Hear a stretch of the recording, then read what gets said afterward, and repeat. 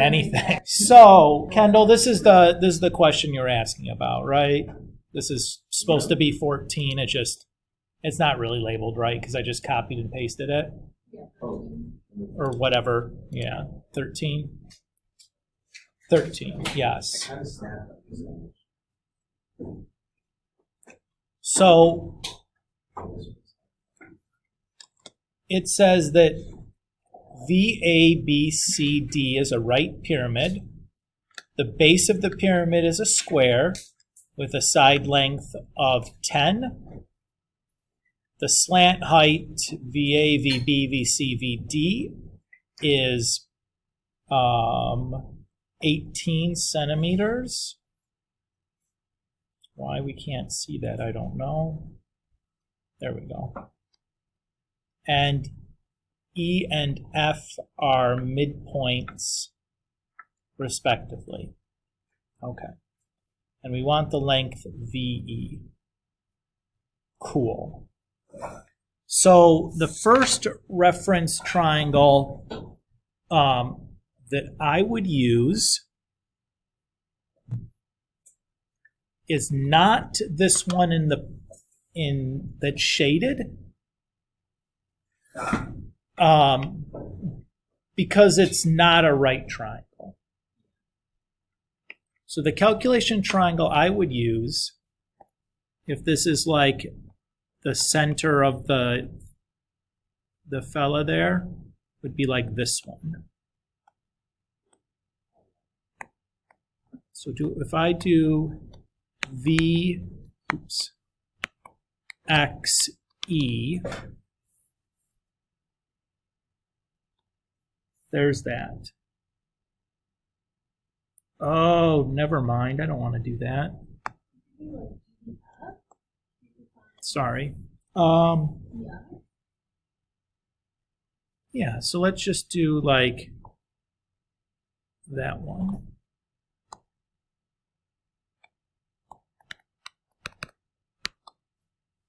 Because we know that this is 18 and we know this is 5. Everybody happy there? Yes or no? So VE is going to be the square root of 18 squared minus 5 squared, right? Whatever that comes out to be. That's got to be what, like 1, no, I don't know. 14 is 196. I don't remember what 18 squared is. So there's that. You happy there? Okay. EF, to do that, I'm just going to do this.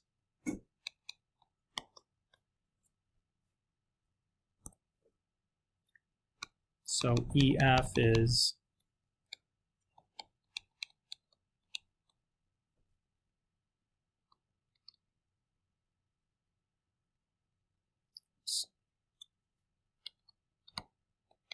that I can do in my head.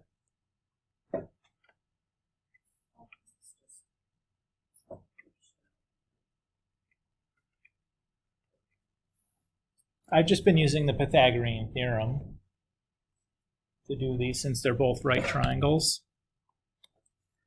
Is that okay, Kendall? Notice this one I subtracted because I have the hypotenuse, right? As opposed to the other one where I'm finding the hypotenuse, so I'm adding. Because like a squared plus b squared is c squared. If I have to find a or b, like I have to subtract the other one over and then I square root both sides. You get what I mean there? So that's all I would do. Does that feel okay? No, so this one I have to like. That's exactly what we're doing here. Yeah. The trickiest part about this is being able to look at the figure and find a triangle that's going to be useful. So that's the hardest part.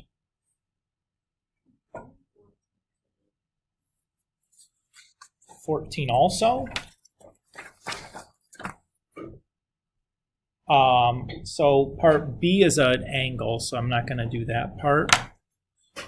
Just FYI, we'll deal with those after we have a chance to talk about it or whatever.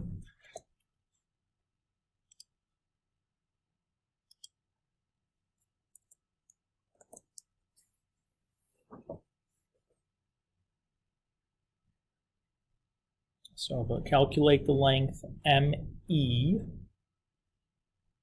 and MF. We know that those are the same. Okay.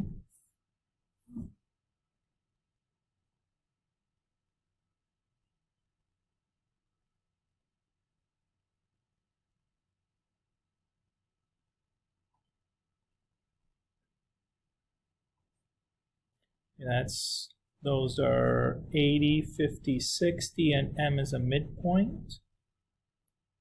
Okay.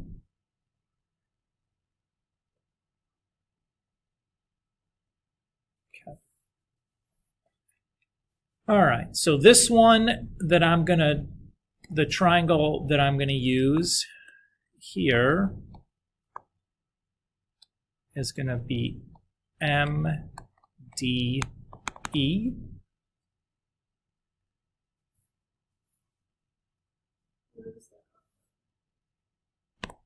So it's like that. Well, the way I can tell that that's a right angle is because this is a box, so I know the side ED is going to be perpendicular to the floor. And I just wanted to find a right triangle that I could calculate, or I could figure out the side lengths for, or the other two side lengths for. Yeah, so it's just like. Yeah, it's going like it's inside of the box. So easy to see that ED has to be 60, right? Everybody okay there? But DM, it's not entirely clear how long DM is going to be. So I'm actually going to make a second calculation triangle to deal with that.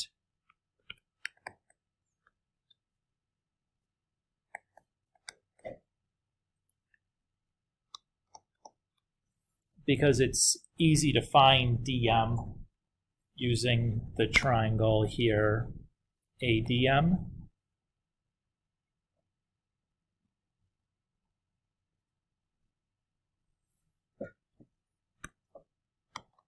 So DM is the square root of 50 squared plus 40 squared. And then EM is square root 60 squared plus whatever that answer for DM squared, or for DM is squared. Does that feel okay?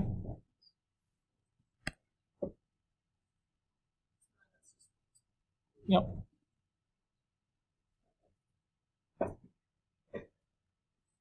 I wrote EM, it's ME, but whatever. The side lengths doesn't matter which order you write them, right? Okay, sure.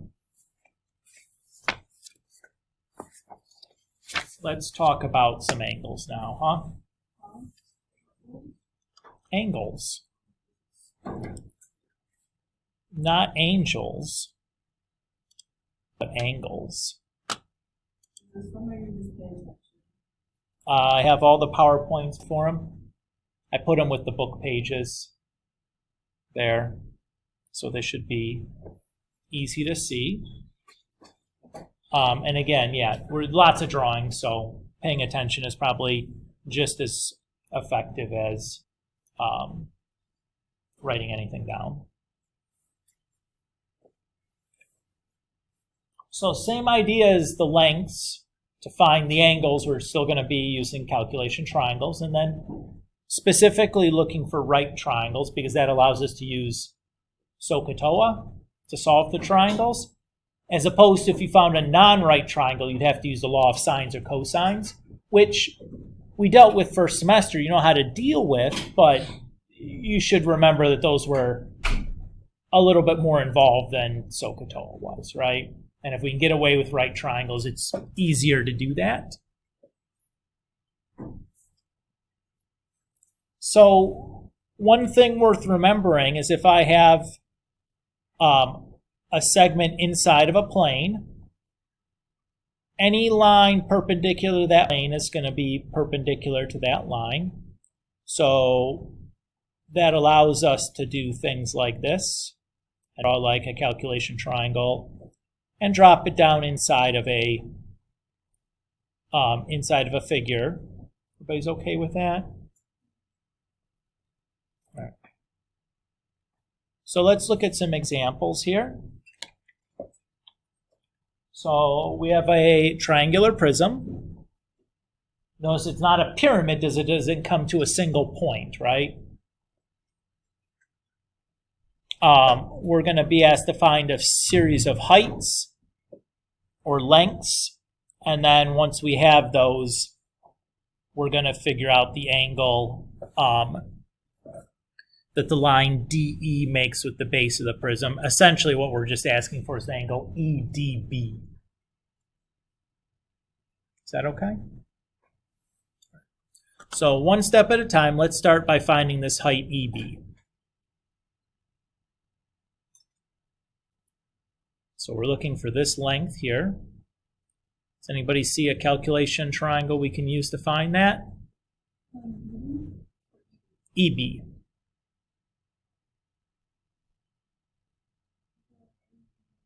I would use AEB as well. So if we do that, we know that AB is 15 because DC is also 15. And we have an angle and a side length inside of a right triangle. So relative to this 21-degree angle, this side is the adjacent side. And we're interested in the opposite side. So which trig function would we use?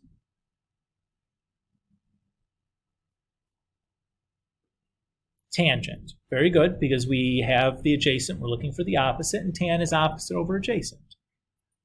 So I'll do tan of 21 is opposite over adjacent, and use that to solve for EB and get 5.76. Does everybody feel good there? Okay. Next, we're going to look for the length of the line DB. Does anybody see a triangle we can use for that?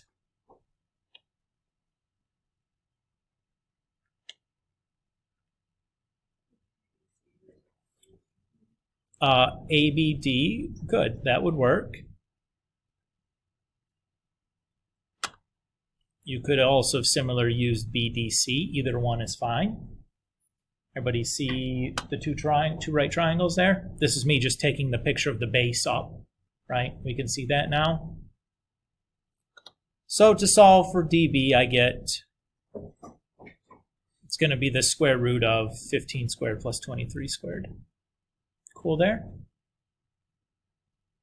Okay. Next up is DE. What calculation triangle would I use there? Should be easy. We're going to use DEB because in the previous two steps we found DB, we found EB. So there we can just use the Pythagorean theorem, for example, to find DE. Everybody happy there? And then the last step, we're looking for this angle EDB. So we have, relative to this angle D, opposite and adjacent. So which trig function should we use? Yeah, we're going to use tangent. And because we're solving for the angle measure, we'll take the inverse tangent to both sides, and that gives us 11.8. Everybody okay there? Now, technically speaking, you knew DE also. So you could have really done any of them, sine, cosine, tangent, whatever. because you add all of the side lengths of this triangle, so it's whatever. Everybody happy with that? Okay. Let's look at the next one. So a cylindrical drum contains a stick that fits the diagonal exactly. If the radius of the drum is 5.8 centimeters and the height is 15.8 centimeters, calculate the length of the stick and then also the angle the stick makes with the side of the drum. So the angle we're asking for is BAC.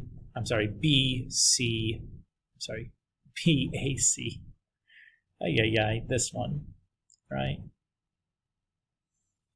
Everybody okay there? Okay. So let's calculate the length of stick first. That's going to be side AB. What calculation triangle would we use for this?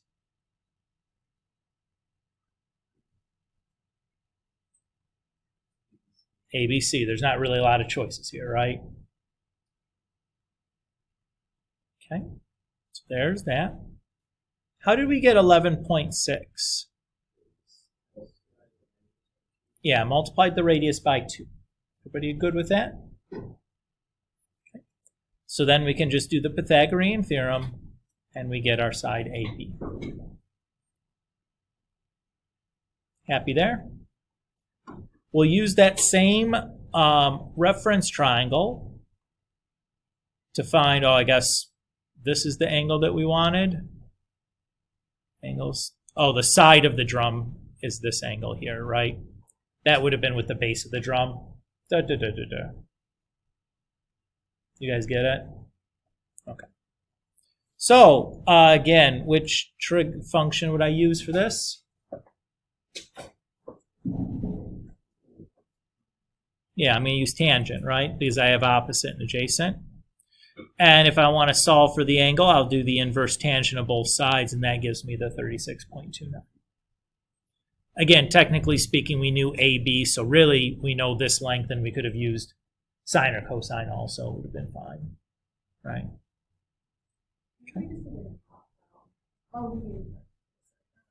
Okay. You really didn't need to find AB before you found the angle. Yeah, there's nothing magical most of the time about the order that you're doing these things. That very first example, we needed parts A, or you needed like A, B, C. You didn't really need all three of them. Any two of them would have been enough. But yeah, some of the times the order that you're doing the parts doesn't actually matter. Sometimes it might though. It's hard to tell just from the beginning. Our last example here in this section. So a rescue helicopter is hovering 156 meters above the sea. It is dark, and the helicopter is shining a light down onto the surface of the sea. If the diameter of the cone formed by the beam of light is 140 meters, what is the angle at the apex of the cone? So the angle at the apex of the cone is really LMO. Everybody's okay there? But notice we've only colored in 1/2 of that angle. Why are we only concerned with half of it?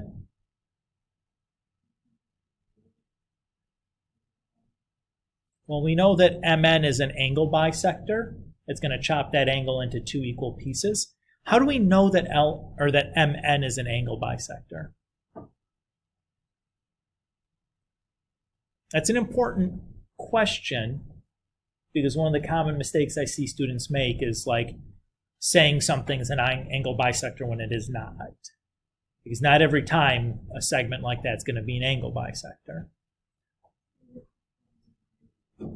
It's not because it forms a 90-degree angle. Instead, it's because this triangle LMO is a special kind of a triangle. It is an isosceles triangle. Remember that isosceles means at least 2 of the side lengths have the same measure, because LM and MO are equal length sides. That's how I know this is an isosceles angle.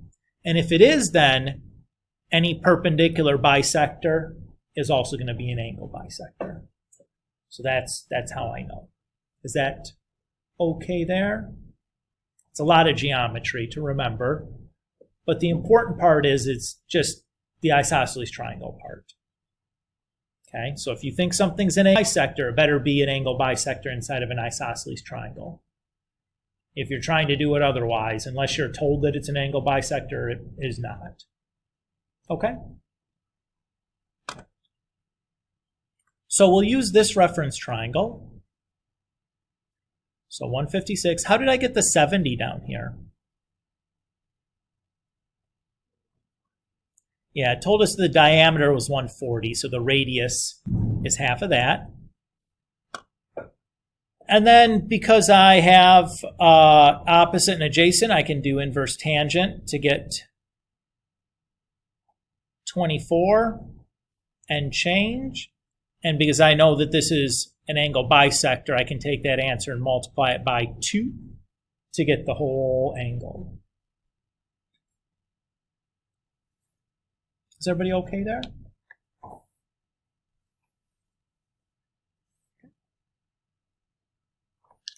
That's it for the angle measure section. We're also going to talk about the last section in this chapter, which is about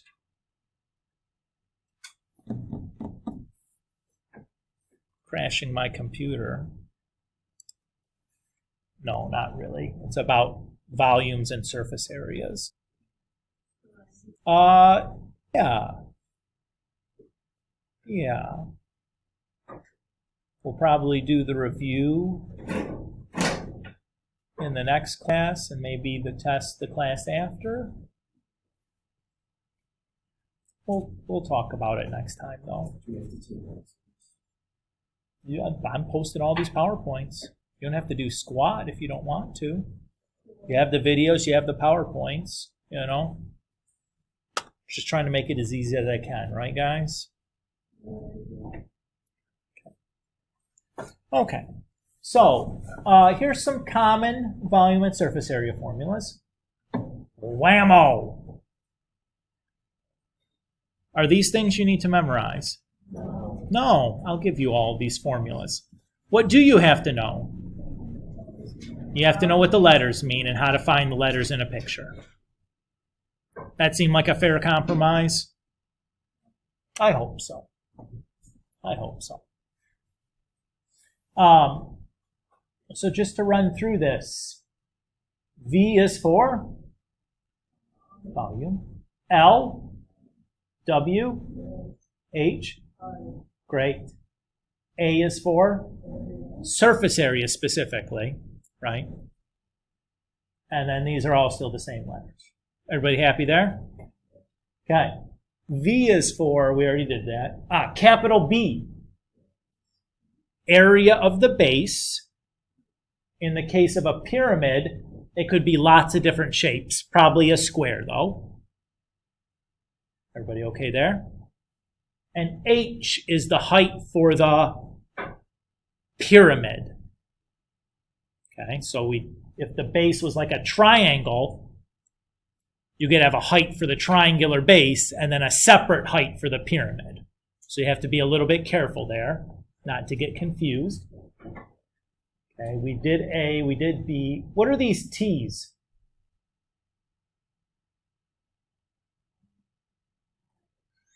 These are going to be the triangle, area of the triangular faces. So if you have 4 sides to the base of your pyramid, it's going to have 4 triangles that make up the 4 sides of your pyramid, right? Now, if your base is a square, all 4 of those triangles are going to be the same. If it's a rectangle, you're going to have 2 pairs of triangles that are the same. But if you just have like a generic quadrilateral where like all 4 sides are different, you'd have 4 different triangles, which is pretty annoying. But T is the area of a triangle. Again, if you looked at the notes, there's like a little, or the PowerPoint, there's a little note section I list in there what the letters mean also. But you wouldn't go in, you wouldn't see it until you went and ran the PowerPoint or whatever. You know what I mean, though, with the notes? Yeah. Okay. All right, let's see.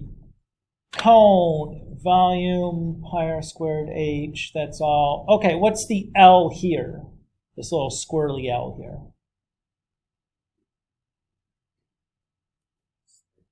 That's the slant height for the cone. That's like that length on the cone. Everybody's okay there? All right. Any questions about the sphere stuff? That's all straightforward, right? Oops. Hemisphere, same thing. Notice that I have two different surface area formulas, whether you're counting the bottom of the hemisphere or not. So like if you're painting a dome, would you count the bottom? No, if you want to know the amount of paint you need to like paint the dome, you don't need to count the bottom. Although if you're making like, you know, like, I don't know, something where maybe it's like sitting upside down, like, you know, those little Weeble toys that you had when you were a little kid, the Weebles Wobble, those little guys with the round bottoms that just like bounce around. Okay. If you're building like a toy like that, you might have attach a hemisphere to the top, and in which case maybe you need to know what anyways, whatever. Right prism, we said the capital B was the area of the base times the height of the prism. So just FYI, the height is the segment that connects the two bases. So if the bases are all rectangulars, it doesn't really matter. But if the bases are triangles, the height has to be the distance between the two triangles. Or if they're like pentagons or something, it has to be the distance between the two pentagons. If all the sides are or all the faces are rectangles, it doesn't really matter which side you call the height. But and then these R1, R2, R3, R4, what do these mean? These are going to be the areas of the rectangular faces. So in between your two bases, that they were rectangles, you'd have 4 rectangles, bases or faces along the side, right? Everybody can kind of see that? Now, if your base was a square, all those rectangles are the same, right? If your base was a rectangle, 2 pairs of rectangles are going to be the same. But if your bases are just like generic quadrilaterals, they could all be different. And then cylinder, yeah, same idea, right? Notice there's a cylinder with no base and then with bases. Everybody's good there? So let's do a couple of example problems here. Let's say 3 tennis balls are packed in a cylindrical container, just touching the sides, top, and bottom of the container. We know the diameter of a tennis ball is 6.7 centimeters. Write down the internal height of the container. Write down the diameter of the container. Calculate the volume of the container. And then if we know the curved surface of the cylinder is made of plastic and the top is made of metal, calculate the area of the plastic used in the metal used. Okay. So let's start by writing down the internal height of the container. So I'll draw myself a picture. Here's my cylindrical container, and here's my tennis ball that has diameter 6.7. Everybody good with that? If I'm going to stack 3 of them up, one on top of the other, how tall is this cylinder going to be?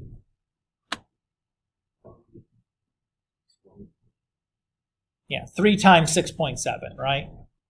Everybody agree with that? And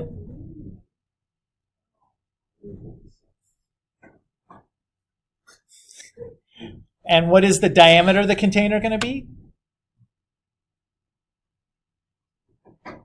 It's going to be the same as the tennis ball, right? Since it says it's just touching the sides, the top, and the bottom. Everybody's good with that? Okay, that was fairly easy, right? Just a little bit of like unpacking the words and getting a visual picture of what's going on, but we did really almost no calculation there. Calculate the volume of the container. Okay, well, it's a cylinder, so I'm just use the cylinder formula. So pi r squared times h. So where did I get the 335 squared? Or the 335 from, I guess. Yeah, the radius, which would be 6.7 divided by 2. And then the height is just what we calculated in part A. Everybody cool there? Okay. So if the surface area of the cylinder is made of or the curved surface is made of plastic, the top and bottom are metal. If we want the area of the plastic, that's just going to be the surface area of the lateral part of the cylinder, or the part with no bases. That was one of the formulas we listed. So that's 2 pi RH. So 2 pi, here's my radius, there's my height. So if I go all the way back to here, this is the area formula for the cylinder with no bases. So I just used that. Because the plastic part is just the curved. It says the curved surface of the cylinder is made of plastic. So these flat parts are the metal, which are the bases. So that's how I need to use that. Feel good? Again, just reading, right? And then the metal then is just 2 times the base. Cool? Okay. Let's do another. This one's a little tricky. So it says the base of a prism is a regular hexagon with sides of 3.5 centimeters, and the length of the prism is 19 centimeters. So this word regular is quite important. Does anybody remember what a regular figure is from geometry? I know that was a long time ago. Let me give you an example of a regular figure then. An equilateral triangle is a regular figure. And angle measures, yeah. So an equilateral triangle, all the side lengths are the same and all the angle measures are 60. A square is also a regular figure. All the side lengths are the same and all the angle measures are 90. Okay, that's going to be very important. All right, so the volume of the prism. So here's our figure. Our length here is 19, or the height is 19. That's the term we're using. There's my cursor. And then each side of my hexagon is 3.5. Okay. So to calculate the volume of the prism, I need the area of that hexagon times the height. So really the difficulty here is figuring out how to calculate the area of that hexagon. So what I'm going to do is I'm going to take that hexagon and divide it up into 6 triangles. Everybody okay there? And what I'm going to do then is calculate the area of one of these triangles and multiply that by 6. So here's a picture of the triangle. Each of those, the base angle here, I know is going to be 360 divided by the number of triangles. So each one of these angles up here is going to be 360 divided by 6, or 60 degrees. Everybody okay there? And then, how do I know that these are 60? Why is that? Let me think real quick. Because this is an isosceles triangle. These two angles also have to be the same measure. If this is 60, there's 120 degrees left in the triangle. Those have to be 60 also. Everybody happy there? Okay. Oh, I guess I had those coming up in the same order, wrong order. So I have this. So I'm going to do 1/2 the base. or I'm sorry, 1/2 A times B times sine C. You recognize this formula? That was the area formula for a triangle that we saw in section 7 last semester. When we did the laws of sines and cosines, we also did that area formula. So I busted that out so I'd have to try to make, since it's a non-right triangle, there's not an obvious height in here. That was previous knowledge. I think that goes on your equation sheet. Okay.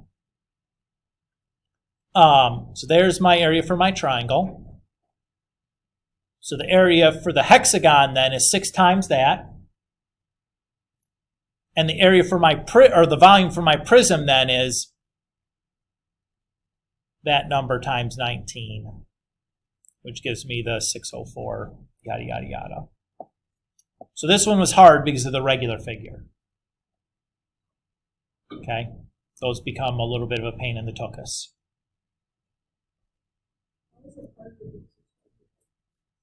Because there's not a set like formula for it.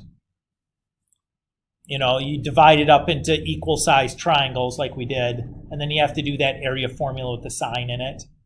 It's not hard, but it's like harder than if it was a square or something where you can just do like base times height or something. You know what I mean? Okay.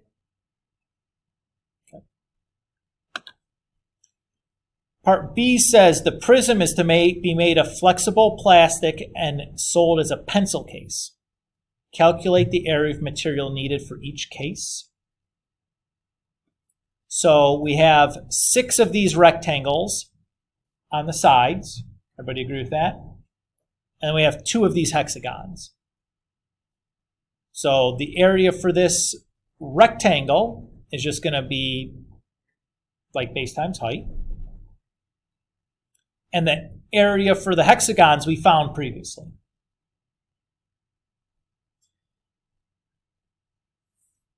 So I'll do 2 times that area for the hexagon and 6 times that area for the rectangle. Everybody feel okay there? Okay.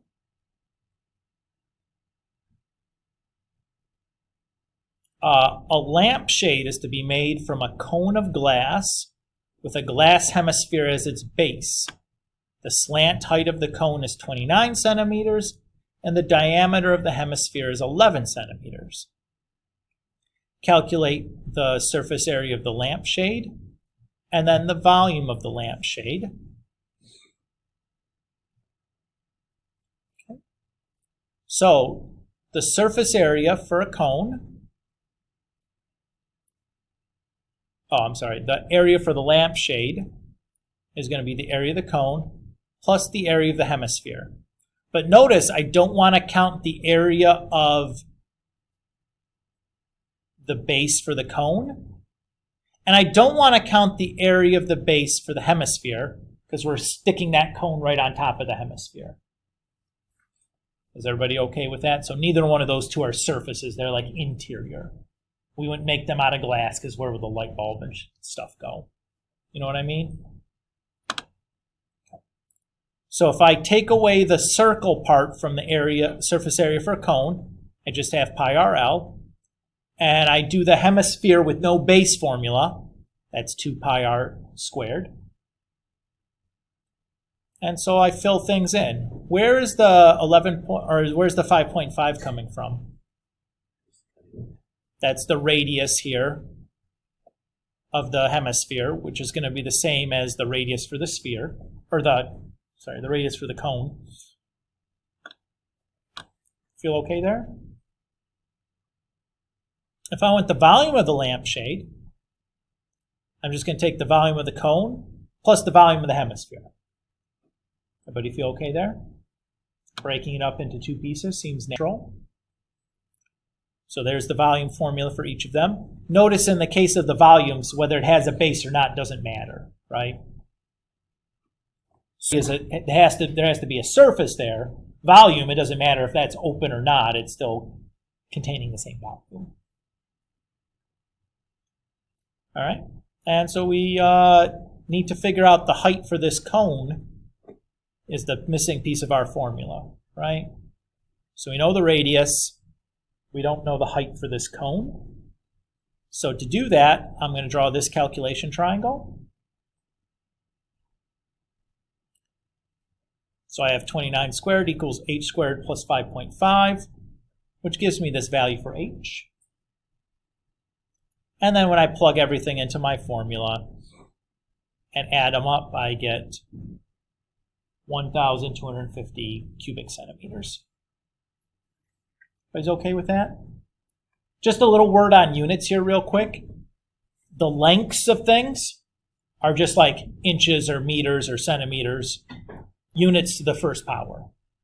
Surface areas are units squared, so like inches squared or feet squared or centimeters squared. Volumes are units to the third power, so like feet cubed, inches cubed, centimeters cubed, etc. Please make sure you're writing a unit when you're doing your assignments. I do want to see the units, and I want to see that the units have the proper exponent on them, whether it's a length or an area or a volume. Okay? Let's stop here, because that was everything.